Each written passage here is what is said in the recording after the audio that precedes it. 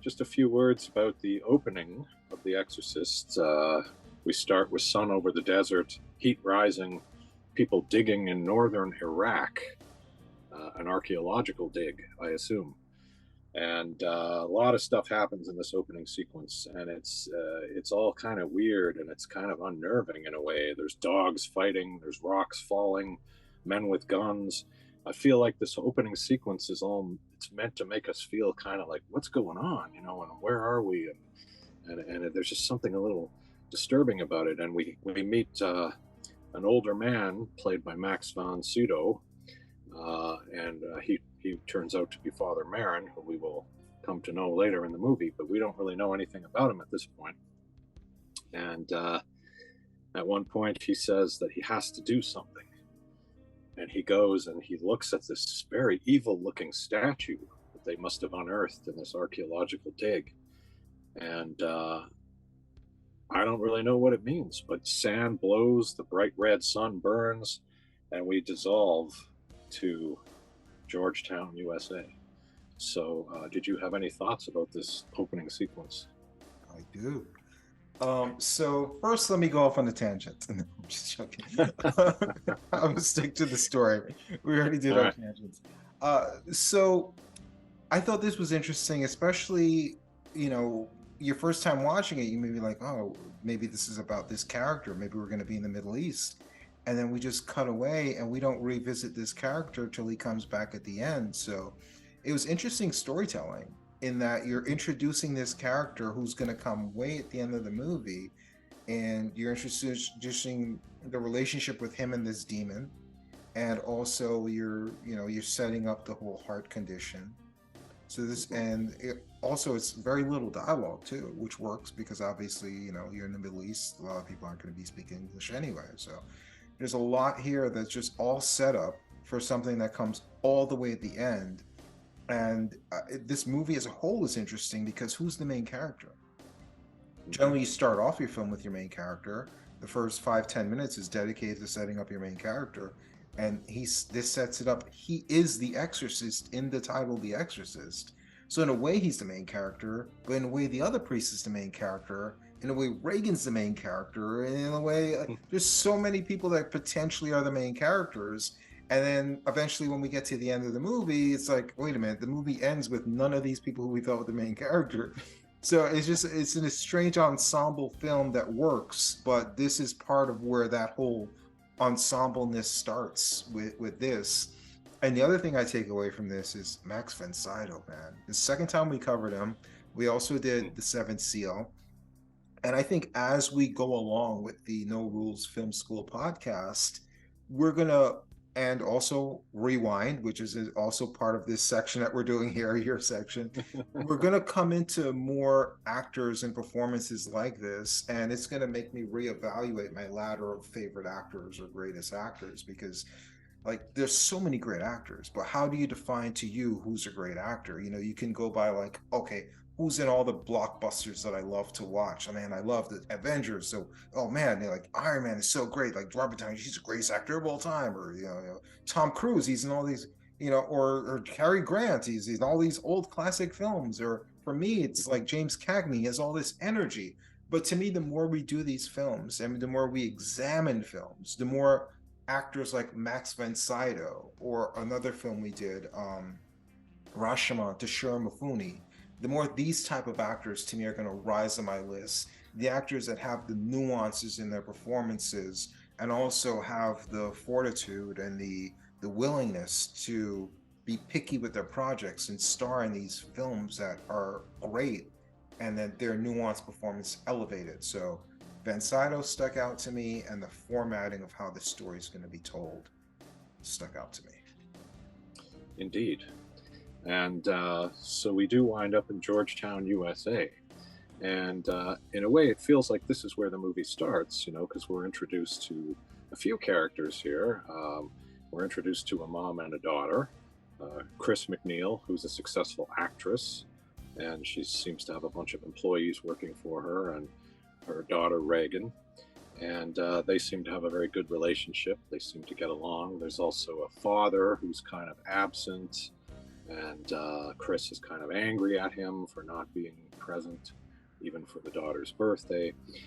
So there's clearly something going on there. At the same time, we meet a priest who's taking care of his elderly mother, and that is Father Karras, Damien Karras. And so we're kind of introduced to these two different storylines that are running parallel. There's a few interesting things that kind of pop up in here, like Chris thinks that she hears rats in the attic, but everybody says no, that's impossible. And later she finds Regan is using a Ouija board, and there's this suggestion that there's something kind of sinister going on there. And I remember the first time I saw this movie, I was trying to relate that opening sequence to this, and where they find this little tiny statue that looks evil, as well as that giant big statue that looks evil. And when she talks about rats in the attic, I was waiting to find out, okay, is there something up in the attic that maybe got shipped there from Iraq, but I don't think there is. I don't think there's any connection there. I don't think we find that out. But anyway, so this kind of opening sequence, we really meet all these characters, and Father Karras, we learn that he is kind of, he's at a crisis point. He wants to move to New York to be close to his mother, who's ailing, and he also kind of wants to get out of his job. He feels that he's unfit. He's a psychiatrist for the church, and he feels like he's lost his faith. So that is a key theme that I think we're going to see running through this movie. Do you have anything to say about any of this? No, I mean, the story's coming along well, establishing different characters. Yeah. Okay. We get introduced to some of the other main characters that we're going to be following the film. Yeah. So I mentioned a couple of the weird things that happen, and again, there's the rats in the attic, and there were traps set out, but Chris goes up and looks. There's no rats in the traps. Traps are untouched. And meanwhile, I'm sorry, there's one thing I'll mention, since you mentioned the rats in the attic thing. Sure. That was the first jump scare, and I remember reading how he took all the jump scares out of the film. I'm like, why did he leave that one in? It's just like, well, I'm like, of all the jump scares to leave in the film, it's like, because when she's in the attic and the guy walks up behind her, it's like, that's a cheap jump scare you find in any like typical like movie. And he emphasized, William Friedkin, how he took all these things out of the film, and he chose to keep that one in there. That one kind of stuck out, because that's the only time it's like, oh, by the way, this is a horror movie, So I just thought that scene was kind of weird. Yeah, that's interesting. I hadn't thought of that, but I guess they felt they had to have one. But aside from the rats and the Ouija board, there's a scene where a priest... Oh, I'm sorry. You keep mentioning things now. Did you mention the Ouija board and the rats before? I did. I mentioned the Ouija board and the rats, yes. Okay, I'm sorry. I wasn't paying attention. I had to type out an email for work, so I lost my concentration for a second. So I was like, no, okay. I don't have anything to say. I'm sorry. I did want to mention something about the Ouija board. So William Friedkin, his interviews, man, they gotta be listened and studied. But he did this interview. He was so degrading towards the lead actress in this movie. He was like, when I was casting this movie, he sounds like Donald Trump when you listen to his interviews. When I was casting this movie, I didn't want someone the studio wanted for the lead. They wanted Farrah Fawcett and all these other women. I wanted someone as plain as an old shopping cart. And he was like, this was the lead actress I needed for my film. Then they sent me to New York to meet up with this girl, this actress. I'm not going to say her name. I bump into her in the grocery store, and she looks so awful. Who's the girl he ended up casting in this film? What's her name? Ellen Burstyn. Ellen Burstyn. He's like, I called up Ellen. I said the part's yours. And Ellen was like, the part's mine. I thought you were going to New York to meet up with someone. I met her in a grocery store, and she looks so plain. There's no way I'm casting her. Ellen was like, well, I could have looked plain. Well, I didn't see you, so tough luck for her. So, and the reason I bring this up is because when they're doing the Ouija board scene, uh, Regan is like, "Is my mom pretty?" And then the Ouija board doesn't move. So I'm like, is that him taking a shot as the lead actress? So I don't know. Maybe.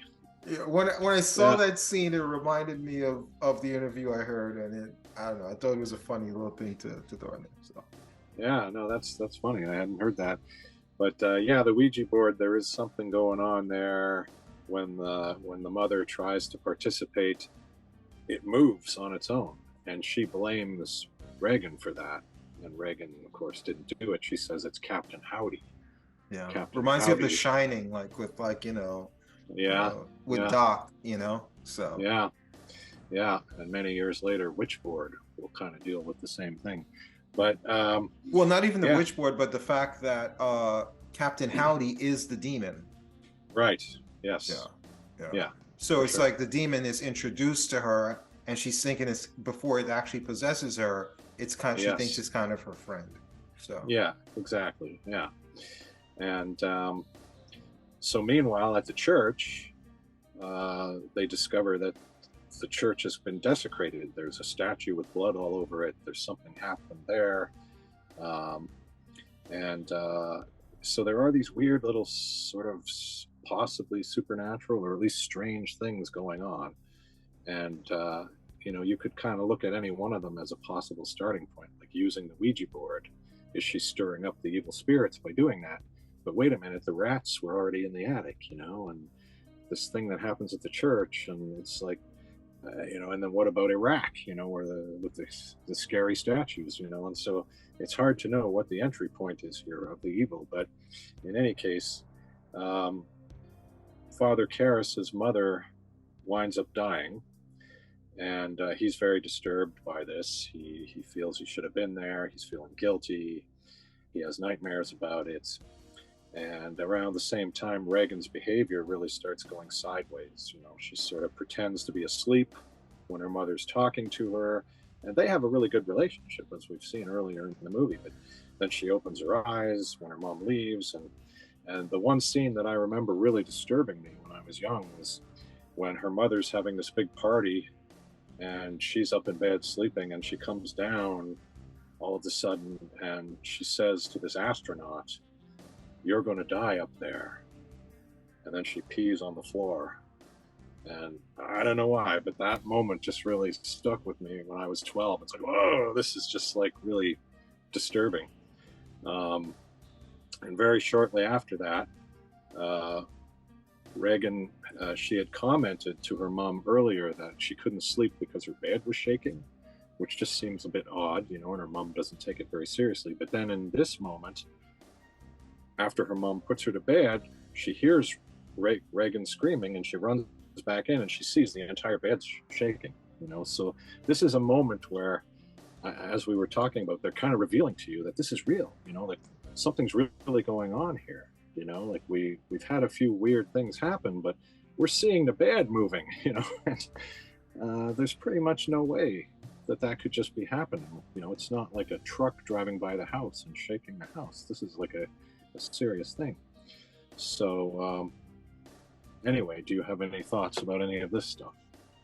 yeah, this is again. I said until we actually see the supernatural stuff happening, how I wish they would have leaned more into the ambiguity of it. She's claiming her bed is shaken, like we don't really see the supernatural stuff with the bed shaking. And then she also pees herself and says you're gonna die, and it's like all of that stuff is like, man, it's really ambiguous. Yeah. Ambiguous. Ambiguous. Yes. I'll leave that in there. Yeah. It's really ambiguous. It's like, okay, is this happening? Is this not happening? And I was wishing it would lean more into that. But as we already established before in the other section we recorded, that I do agree eventually where they went with this, but this was before the supernatural stuff started happening. I like the ambiguity of everything going on. Yeah, I did too. But I also found it very interesting and kind of refreshing in a way that the mother sees it happening, because as you've mentioned previously, often a character says, "Hey, this stuff's happening," And then every time another character comes in to see it, it's not happening anymore, right? And so they think this person's crazy. And so you kind of expect that's what's going to happen, but no, they let the mom see this. And so the mom is kind of brought into the reality that, yeah, something supernatural is going on. So the mother saw the bed shaking at this point? I thought that happened Yes. later in the film.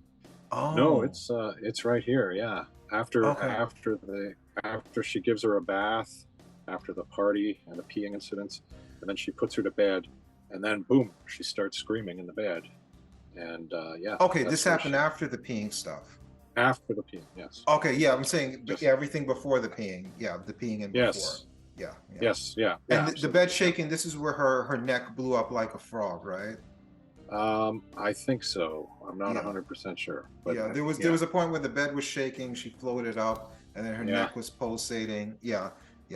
I think that was the 53-minute mark, I think. That sounds about right. Yeah.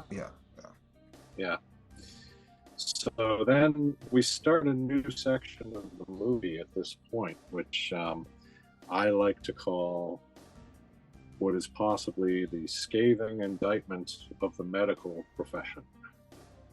This is the first time I saw the movie. I don't think it really struck me, but when I saw the movie again, when I was a little bit older, I was really struck by this section of the movie where the mom takes Regan to various doctors to try and figure out what's going on, and it's just a nightmare. Like the doctors are all running these tests on her, and the tests are horrible, right? They're terrible. They're frightening.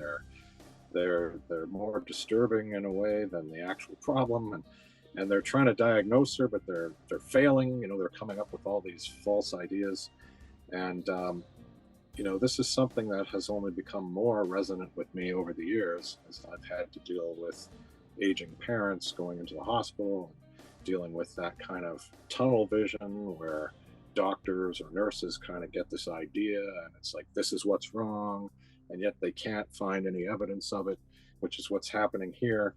And I just find this section of the film, again, we're back to realism in a way, because it's all real world stuff, but it's kind of disturbing and it's kind of scary. And poor Regan is like really kind of disturbed by a lot of it. This section of the movie I find very interesting. And they finally send her to see a psychiatrist. And when he tries to talk to her, she winds up assaulting him physically, which is a nice, interesting moment as well. So do you have any thoughts about this medical section of the movie? Is this the part where they pierced her neck and the blood started squishing out? Yes, that's one of the many things.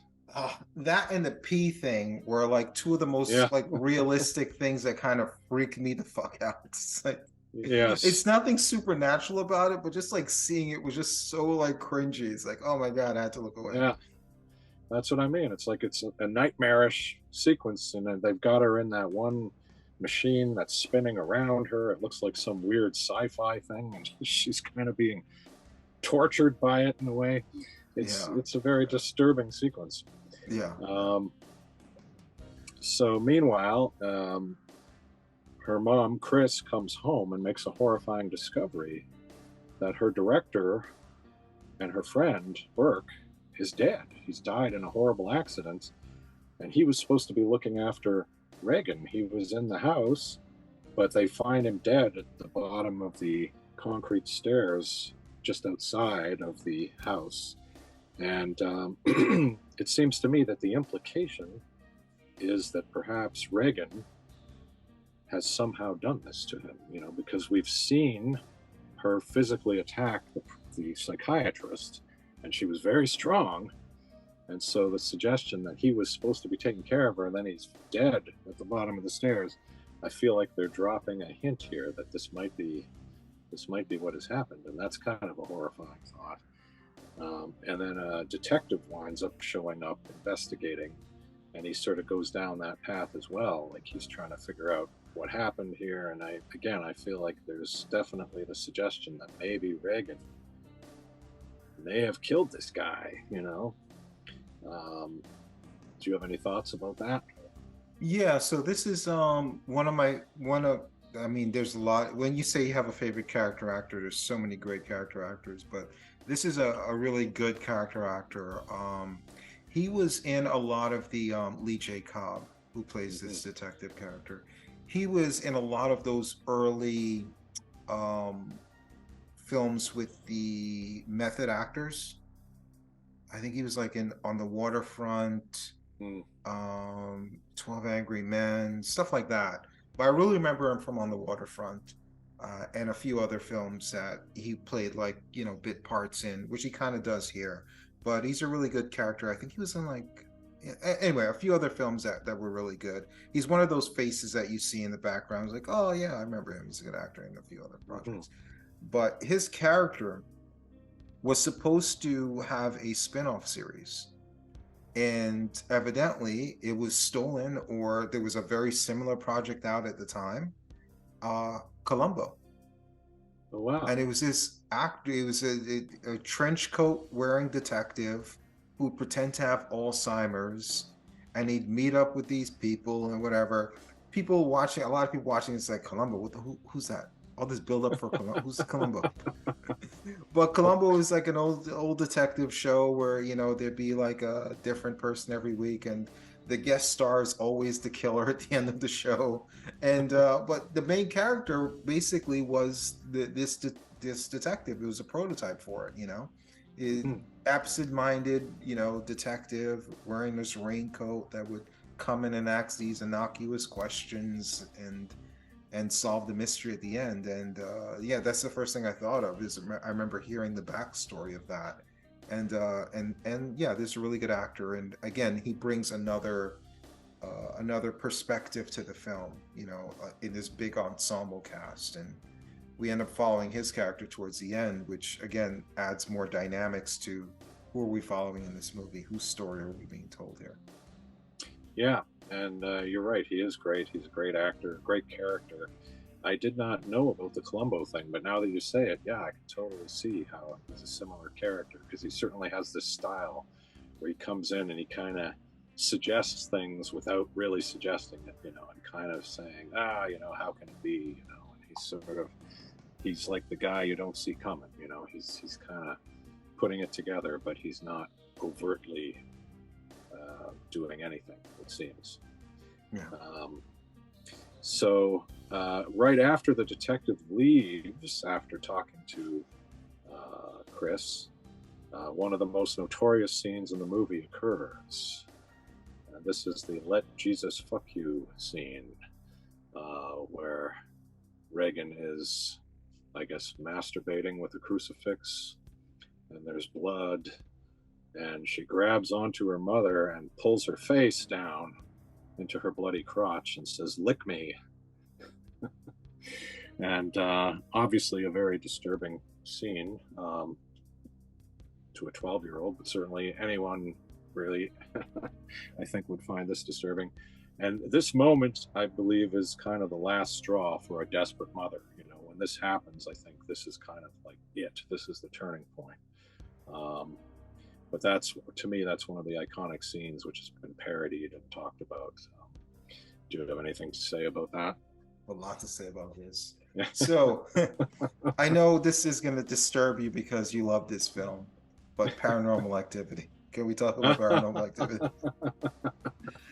Absolutely. So, Paranormal Activity is another, again, super subtle supernatural film, or whatever. And they borrow heavily from this film as well.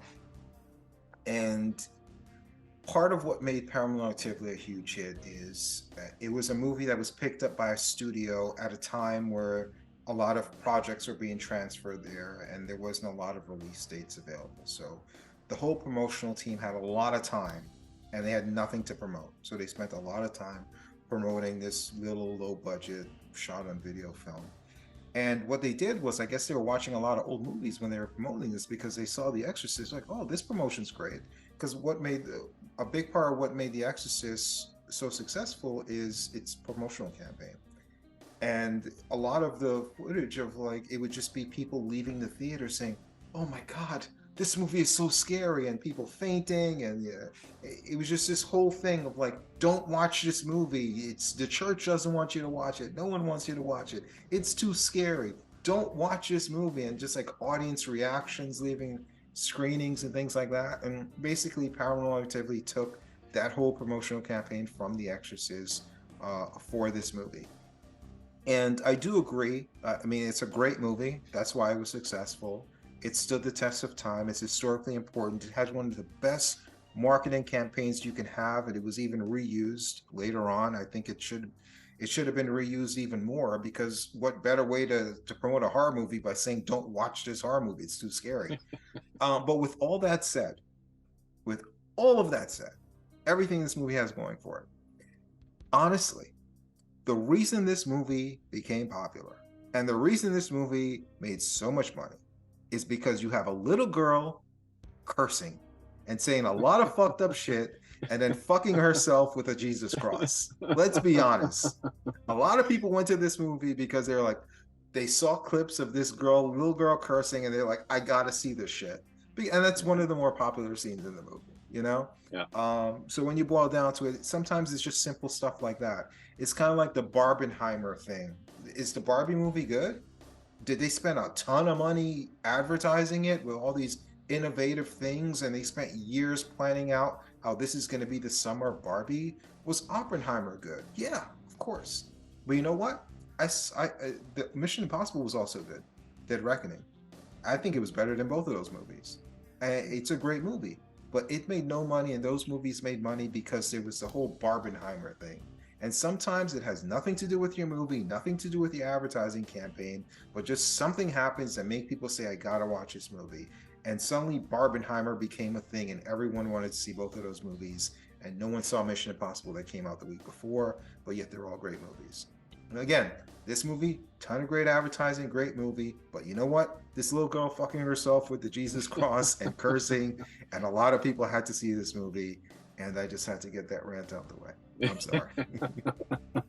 No, I understand, you know, and I think that you're right. Like, it's like having a really amazing gore shot in the middle of your movie, and everybody goes, oh my God, you got to see this gore shot, you know?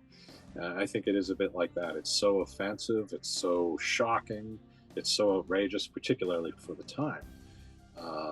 Yeah, people just had to see that, and I get it. I totally get it. And that kind of takes us to the next section of the movie, which I would describe as Father Karras kind of investigating the situation skeptically, because Chris goes and talks to him, and she asks, how do I get an exorcism? And, you know, the suggestion has been made by the psychiatrists or the doctors, you know, that, well, you could do an exorcism. I mean, of course, it's bullshit. We don't believe in that. It's not that. But sometimes, you know, for psychological reasons, if you do an exorcism, you might be able to convince the patient that they're cured.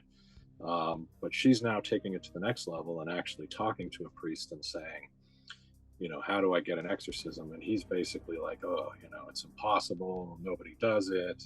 And he can't really believe that it's necessary, you know, and he agrees to see Regan, and you know, he's clearly disturbed by what he sees, and he tries challenging this, well, I don't know what to call it, this entity or whatever is inside Regan. He tries to challenge it with questions and making suggestions, and basically the demon or whatever it is doesn't really cooperate. And then we have the famous pea soup moment where he is puked on. And I think Karras is clearly moved by all of this, and he feels that clearly there's, you know, something going on here, but he says he can't do an exorcism, and the church won't accept any of this as evidence. You know, she needs to speak a language that she doesn't speak. But meanwhile, Regan had spoken to him about his dead mother, and so he asks Chris, well, you know, did she know about that? Like, huh? No, of course she didn't know about that, you know. And so, you know, again, this is kind of probably weighing on his mind that there's something real going on here. But we get the holy water trick where he throws water on Regan, and Regan reacts as if it's really painful.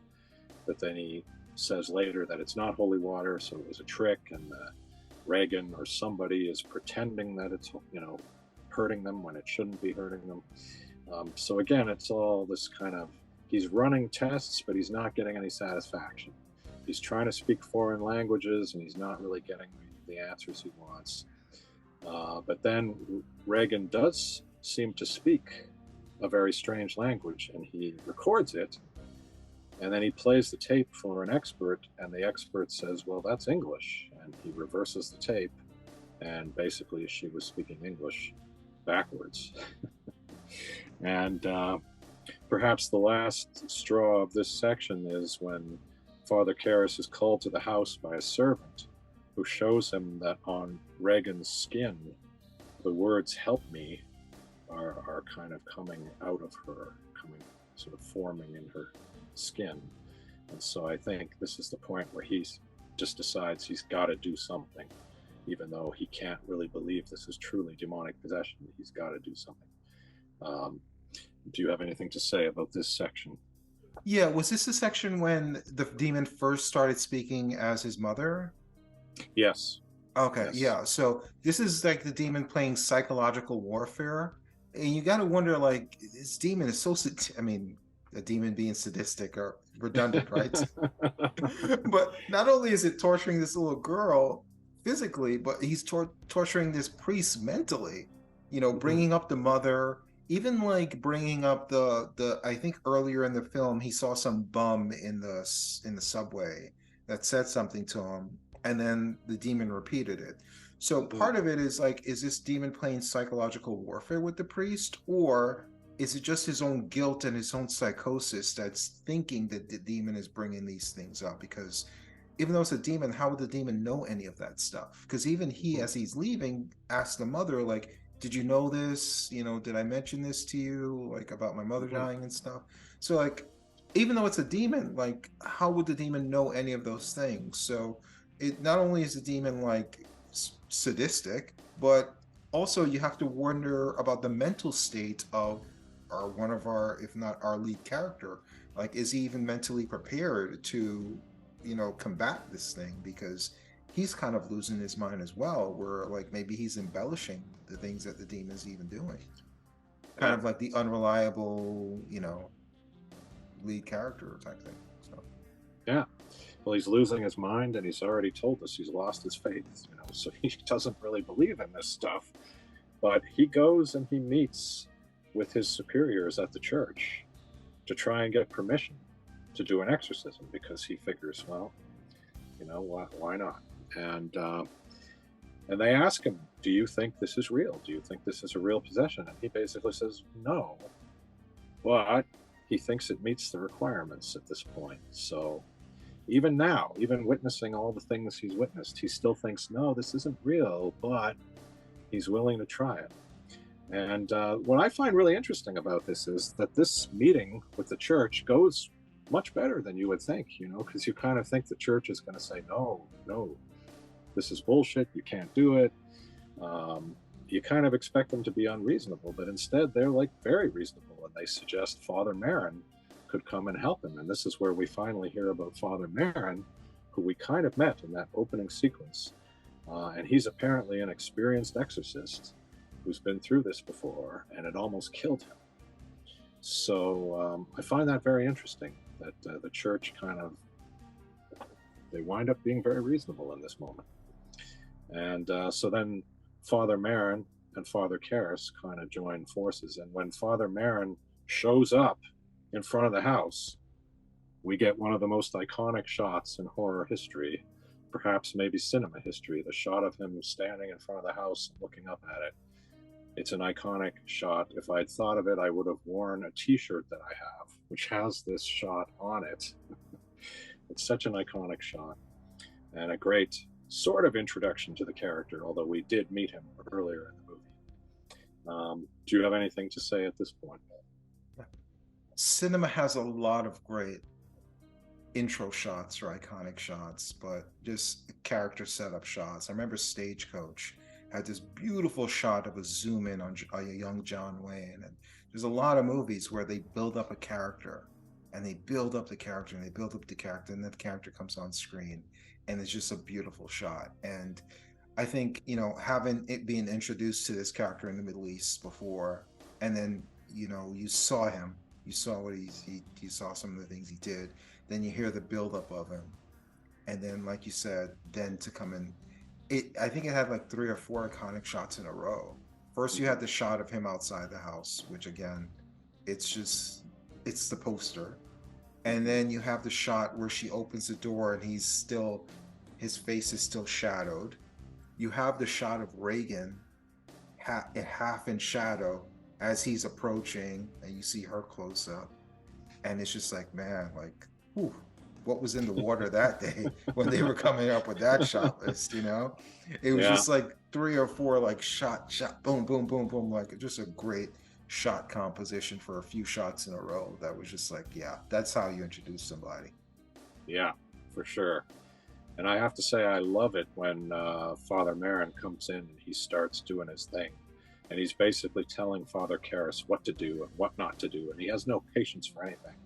And Father Karras keeps trying to tell him about the history of the case. Let me tell you about it. He's like, no, I don't need to hear any of that. We just need to proceed. We need to go forward with this. And they basically do. They just begin the ritual. And it gets really intense. And, this is probably arguably the most intense section of the movie, where they kind of do battle with the evil spirit, and we see the bed levitating, and this is a point where I think to myself, okay, Father Karras, who's lost his faith, he's now seeing the bed levitate, and he's seeing all this stuff, like this must be helping, right? This must be bringing his faith back to him. I mean, he's witnessing some stuff here that's pretty intense. And so, of course, Regan goes after Karras with talks of his mother again, and both priests wind up getting knocked down to the floor at one point, and then there's a shot where Regan is like, it seems like she's kneeling on the bed and she's gesturing wildly to some unseen god, and then if I'm not mistaken, it looks to me like that statue from the beginning of the movie, the evil statue from the Iraq desert, appears sort of before her in some sort of vision. I have no idea what this means. Is this the connection? It's all very strange, but it's intense. And then Regan seems to fall into a slumber, and Father Merrin suggests they take a break before they start again. And so they leave, and we take a break. And so, any thoughts on this first section of battle? Yeah. I mean, this is why you go into the movie, right? You don't go into a movie, The Exorcist, for a shootout or a comedy or stand-up routine. You're going for The Exorcist, and this is the exorcism, and the exorcist is there. This is the exorcism, and this is a really good scene. A lot of iconic shots, and you have the iconic. I mean, this film is filled with iconic shots, but it only has one real iconic line, and that's "The power of Christ compels you." The power of Christ compels you, and this is where you have that iconic line. So, I loved it, and I even loved that they took a break. Because it fits the tone of the film. It's like, you don't want like 30 minutes of like nonstop like sensory overload. It's like they came in, you saw a lot of good shit, and then they went and regrouped. So I kind of like the pacing of it as well. Yeah, for sure. It's incredibly intense and effective. And when they take the break, it's kind of like we need it as much as they do. So that's great. And Father Merrin goes into the bathroom and he takes the heart medication, which we saw him doing at the beginning. And so that's tying in there. And Father Karras goes back into Regan's room, and he sees a vision of his mother again, and he hears her voice, and he winds up getting very upset. And Father Merrin comes back in and basically tells him to leave. You are too affected here. You have to leave. So while Father Merrin is alone with Regan, Father Karras goes downstairs and talks to the mother, Chris. And Chris asks her, is Regan going to die? And he says no. And I feel like this is a moment for him where he kind of strengthens his resolve, and he realizes he's got to pull himself together and do right here. So he heads back upstairs, and the doorbell rings at this point, and it's actually the detective showing up. But now we move into what is perhaps the final climactic sequence here, which maybe we could call Father Karras finishes it. He enters the room, and he finds that Father Merrin is dead on the floor. And he tries to revive Father Merrin, but it's no good. And I just want to note here that this is very interesting, because this is an example where the movie kind of leaves out something that you think would be in there, because we don't see what happens to Father Merrin. He goes into the room, and then the next time we see him, he's dead. So we have to use our imagination in terms of what happened in there. So I find that very interesting, and it's strangely effective as well. And so Regan starts to laugh at Father Karras, and this sends Karras into a rage. And he starts punching Regan. And he says, "Take me, come into me." And suddenly, it seems like he becomes possessed. And he's moving towards Regan as if he might kill her.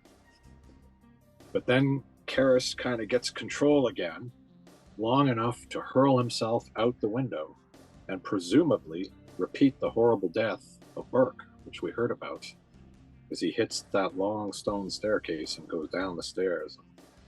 Probably breaks every bone in his body. And the detective is there to witness this, witness the aftermath at least, and you know, is obviously quite stunned by it. And Father Dyer, who is Father Karras' friend, who we've seen periodically throughout the film, he gives Father Karras the last rites. And amazingly, Karras is still alive even after that huge fall. And he's squeezing Father Dyer's hand. And I feel like this is the moment that kind of tells us that his faith has returned. He's getting the last rites. He's accepting the last rites. He's doing what he needs to do. So he is now back within the glory of heaven or whatever. He is now cured of his lack of faith by this horrible thing that happens.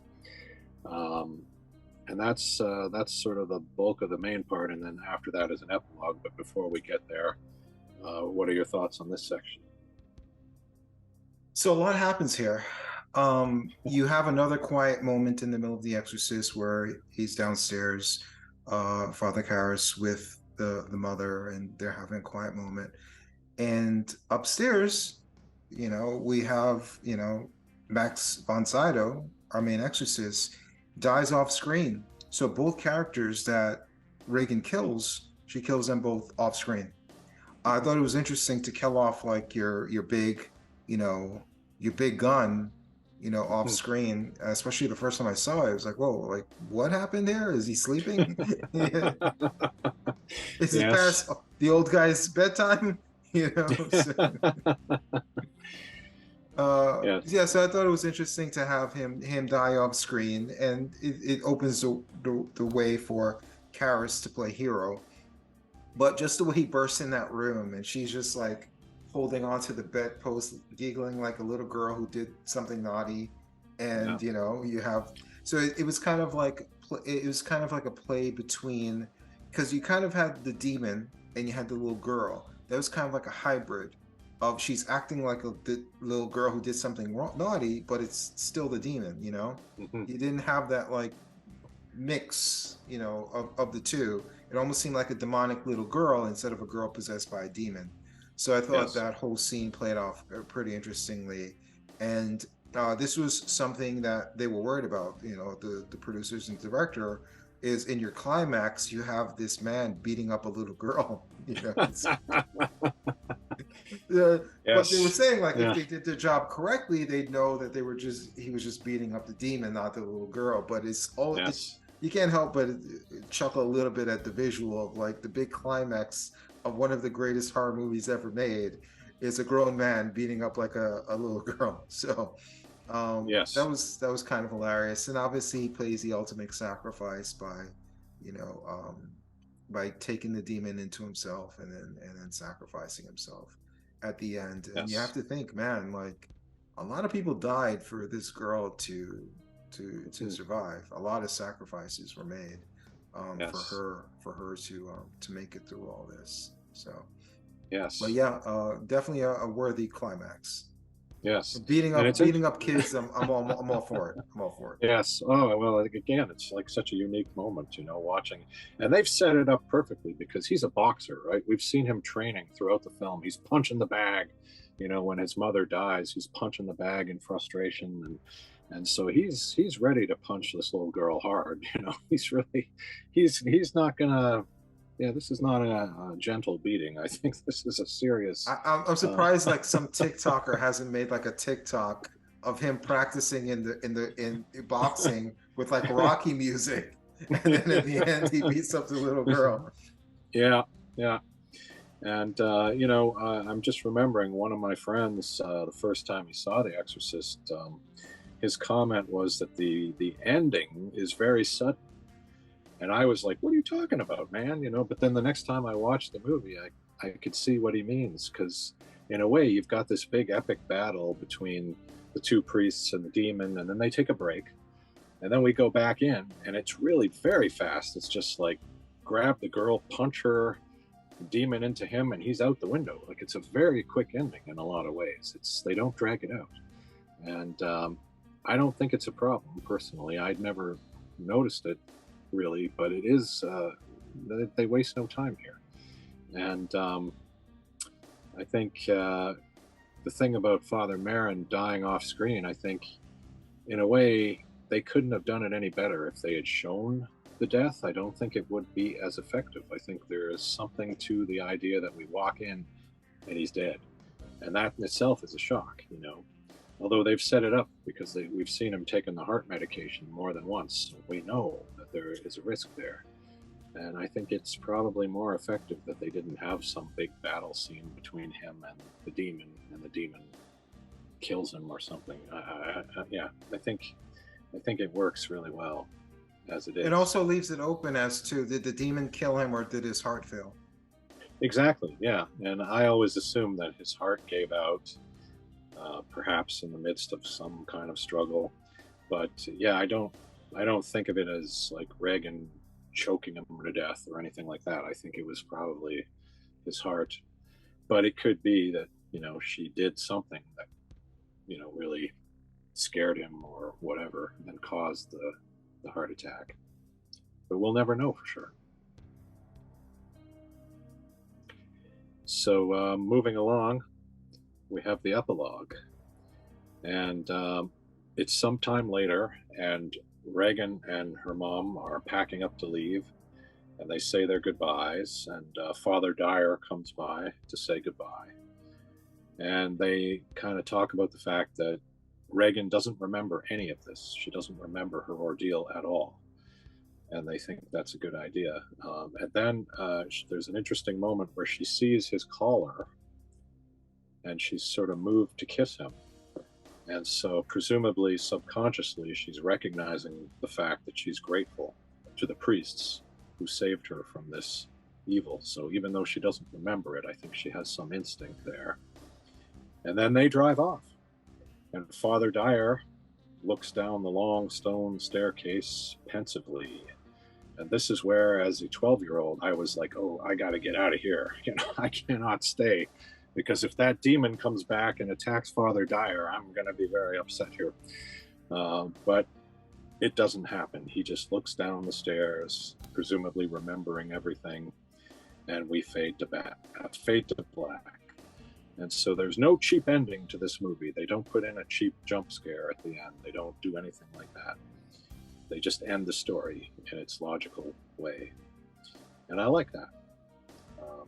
Any thoughts? Yeah, it further makes me think that they ripped off Columbo, because this is how a lot of the Columbo episodes would end. You know, he'd come in at the end, and you know, he'd speak to everyone, and hey, do you want to go out and get something to watch a movie? He's like, no, all right, let's get something. It just feels very Columbo-esque, the ending, you know. Also, what's interesting too is the father that we do end with, the you know, the least prominent of the fathers that we followed, Father Dyer.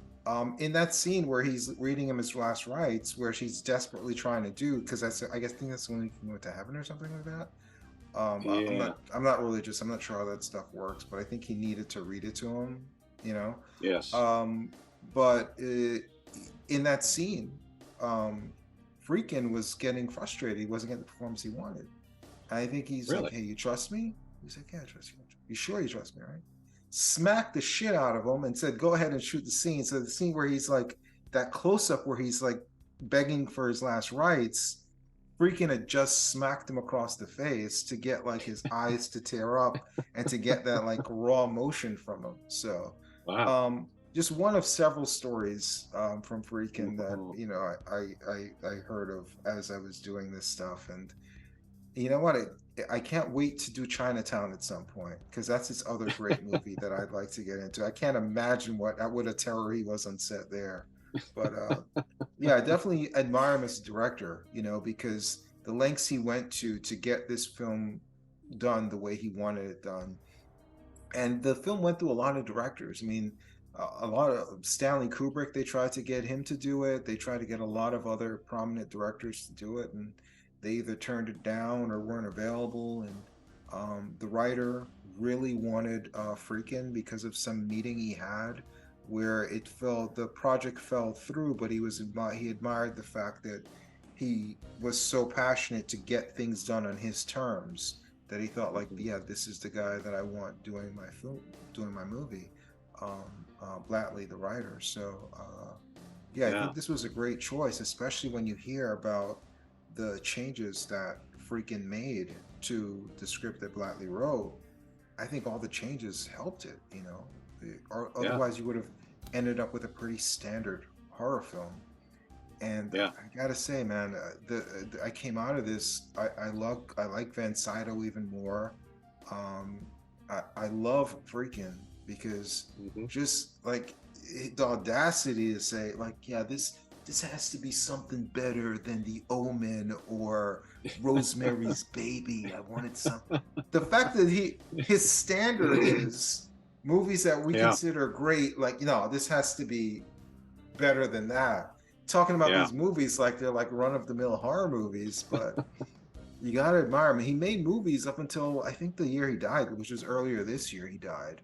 Yeah. I know he made a lot of. I know he made a movie with Matthew McConaughey that was really good as well a few years ago. So he was making good movies for a while. I mean, these were his two standouts, and probably the only two Yeah. that would fit the criteria of what we're looking to cover. But yeah, definitely came out of this admiring him as well. Yeah, he definitely had an interesting career, and I think it was a bit hit and miss in terms of, some of the movies were great, some of them were not as great, some of them were big hits, some of them were flops, but he certainly made his share of good movies, and most of them are worth watching. I think one that people are kind of excited about is Sorcerer, Mm. which is about a truck driver or a convoy of trucks moving, I believe, nitroglycerin through very difficult roads. And it's a suspense film. And I think he made that film, if I remember correctly, I think he made it the same year as Star Wars and kind of thought that it would be a big success. But of course, it was completely ignored, and Star Wars became a big success. But I think it's a pretty great movie, worth Yeah, I seeing. haven't seen it, but I mean, I definitely would be interested in watching it now that I've seen more of, you know, I've examined his work, even though I'd already seen this movie a few times, looking at it, you know, the way we look at it for the Film Room podcast, No Yeah. Rules Film School podcast. The only reason I would say the only film that really meets our criteria is The French Connection is because if we were to visit Sorcerer, there was another film that was kind of it was either based on or based on the same material of The Wages Yeah. of Fear from 1953, which is a film Yes. I saw once, but I do believe that's a superior film And if we were to watch something based on that material for the show, I think it would probably be Wages of Fear instead of that. You know, again, I'm sure Sorcerer is a good movie, but as far as for the podcast itself, I think Wages of Fear would probably be a better fit for what we're looking for. And I think the other films he was known for, To Live and Die in L.A. and Killer Joe, the movie he made with Matthew McConaughey, which is, I guess, over a decade ago. I thought it was just a couple years ago, but it's kind of old as well. I think those are very good films too, but I don't know if they quite are, you know, meet the level of what we're looking for with what we're aiming for with this podcast. So I would think French Connection would be the definite shoe-in, and you know, maybe one of those at a later date. Yeah, for sure. One other thing that I meant to say is watching The Exorcist now with very modern eyes, I couldn't help but notice that the Catholic Church and the Catholic priests come off looking pretty good. You know, it's a pretty positive portrayal of them. They better, because that's a different time. You couldn't make them look bad and get away with this movie. No. But it's interesting because now, with all the scandals, all the things that have come out about what priests have been doing and what the church may or may not have been doing, or at least turning a blind eye to, and so it's, you know, it's kind of interesting to see that at this point they were just, you know, above reproach, and they're really, you know, admirable in this movie, and I think it's fine and it works in this movie, but watching it now, it's kind of hard to not think about the fact that, gee, you know, I wonder, you know, what were these guys really up to? You know, it's kind of interesting because back then you couldn't really go against the church, but you could go against the military, because there was a lot of wars being fought there. That was just like around, you know, like, should we really be here? You know, and obviously a lot of wars prior to that, but now, if you're anti patriotism, you forget it.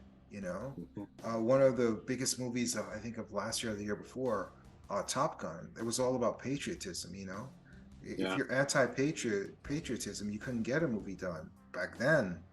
Ton of movies, Full Metal Jacket, you know, all this anti-war movies, it were easy to get done.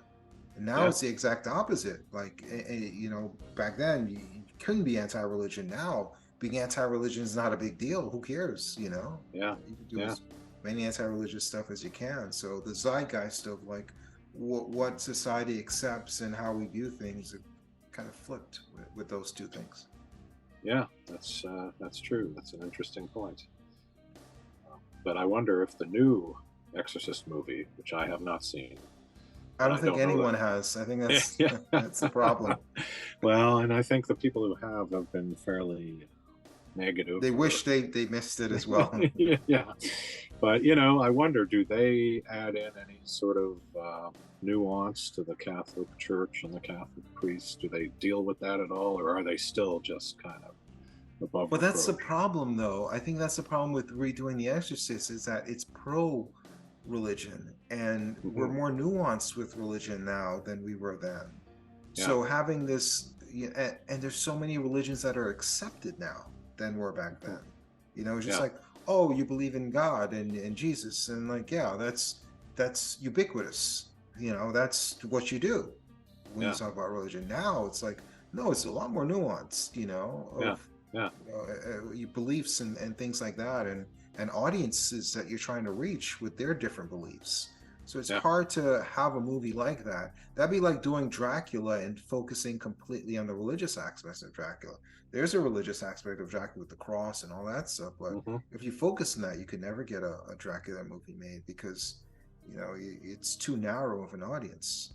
So I'm not saying that's the major problem of why The Exorcist didn't work, but it's one of the problems, and that you have to be pro. What's the word for Catholics? I mispronounced another word earlier in the podcast. It's Catholicism. Catholicism. I was gonna say Catholicism, but I'm like, let me not fuck up like I did earlier. But yeah, Catholicism, it's not ubiquitous anymore. It's not something that's just like, oh yeah, we'll accept that.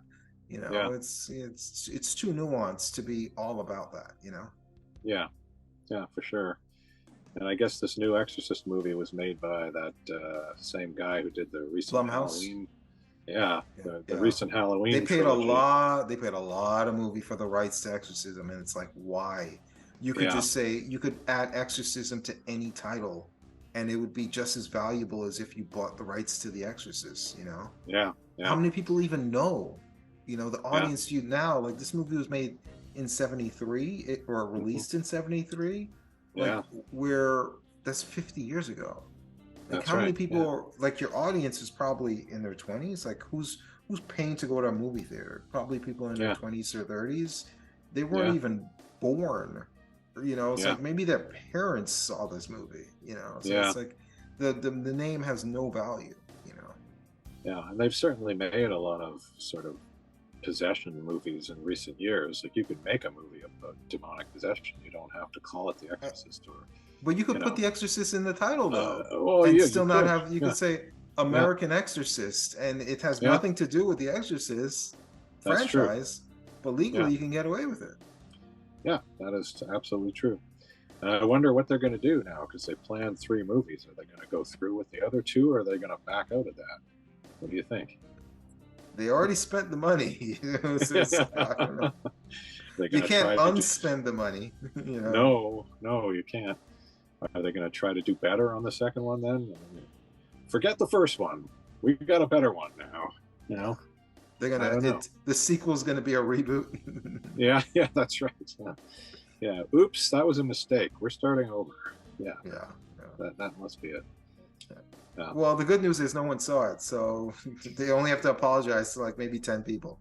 Yeah, that's true. That's helpful to them, I'm sure. Yeah. But you know, without a doubt, The Exorcist. As I said, I know people who say it's the greatest horror film ever made, and I can't really disagree. You know, I have a hard time picking, you know, my absolute favorites, or, you know, the movies I think are absolutely the best, but it certainly would be on my list of greatest horror films ever made. And I think it stands the test of time. You know, it's still as good today as it ever was. I enjoy it every time I see it. I'm glad to have watched it again. It's been a while. Yeah. For me, it's definitely top 10. Like I said, I have to rewatch it without my preconceived notions of like, maybe it should be better without the supernatural stuff, you know? But either way, it's definitely top 10, possibly top 5, maybe closest number 2. Who knows? There's so many great horror films. And horror films aren't like other genres. It's not specific. So it's saying you can't say, well, what's the greatest slasher film? What's the greatest monster film? What's the greatest vampire film? If you're encompassing all of horror, it's a lot of movies to consider, you know? But it's definitely a great movie. Like you said, it stands the test of time. And, you know, we're just going to have to agree to disagree. I know you think Paranormal Activity is a far superior film. We're just going to have to agree to disagree. I think this is better than Paranormal Activity. I know that hurts your heart to hear. Yeah, that's a tough one. But, yeah. And occasionally I do hear people say, oh, this movie is like this generation's Exorcist, or, you know, this movie is as good as The Exorcist. And I don't know. When I watch those movies, I don't think they're as good. I don't think they have it the way The Exorcist has. Except Paranormal Activity. That one maybe does. Other than that, I don't know.